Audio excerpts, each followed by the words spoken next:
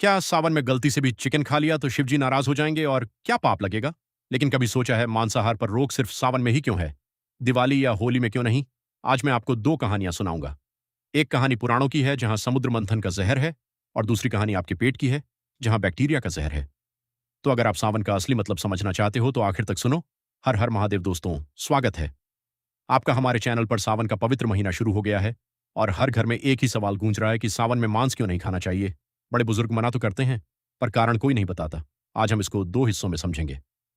पहला, हिंदू पौराणिक कारण, और दूसरा 100% साइंटिफिक कारण। सबसे पहले यह समझो कि सावन कोई आम महीना नहीं है। हिंदू पंचांग के अनुसार यह 5वां महीना होता है और इस महीने के स्वामी स्वयं भगवान शिव हैं।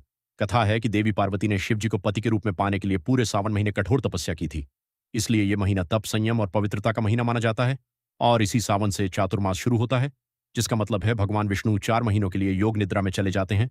और कहा जाता है कि इन 4 महीनों में सृष्टि का संचालन भगवान शिव करते हैं और इस दौरान नकारात्मक शक्तियां ज्यादा सक्रिय रहती हैं।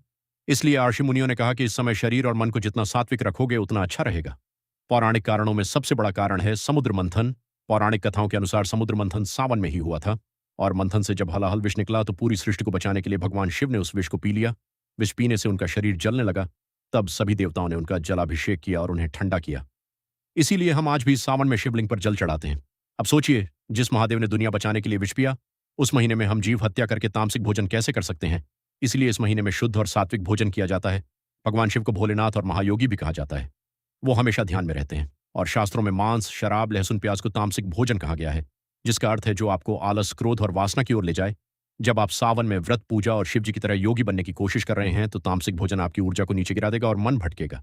इसलिए सावन में सात्विक भोजन जरूरी है। तीसरा कारण है अहिंसा परमो धर्म।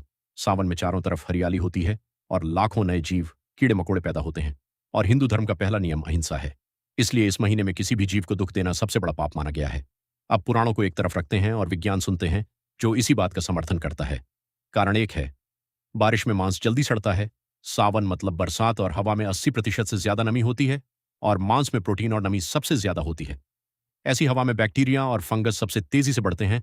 पहले के जमाने में फ्रिज नहीं होते थे तो मांस कुछ ही घंटों में खराब होकर जहर बन जाता था, और आज भी इन्फेक्शन का खतरा वैसा ही है। और बरसात में फूड पॉइजनिंग के सबसे ज्यादा मामले इसी वजह से आते हैं। कारण दो है, आपका पाचन तंत्र कमजोर हो जाता है। आयुर्वेद के अनुसार सावन में हमारी जठराग्नि यानी पाचन की आग सबसे मंद होती है, और मांसाहार सबसे भारी भोजन है। इसे पचने में 2 से 3 दिन लगते हैं, और जब पेट पहले से कमजोर है तो एसिडिटी, गैस और लिवर पर बोझ आएगा।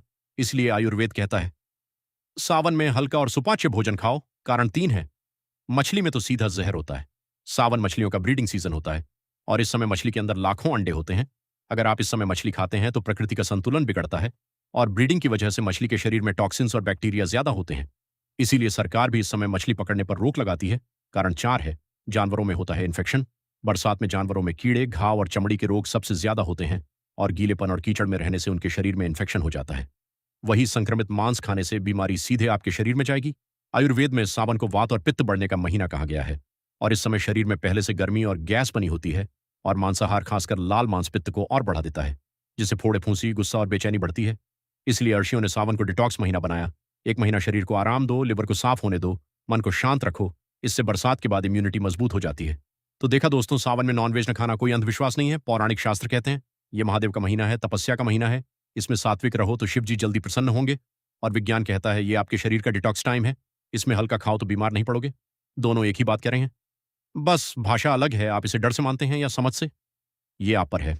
अगर वीडियो ने नया नजरिया दिया हो तो कमेंट में हर हर महादेव लिखना, और उस दोस्त को भेज देना जो सावन में चोरी छिपे पार्टी प्लान कर रहा है। मिलते हैं अगले वीडियो में, तब तक सात्विक रहिए, सुरक्षित रहिए। हर हर महादेव।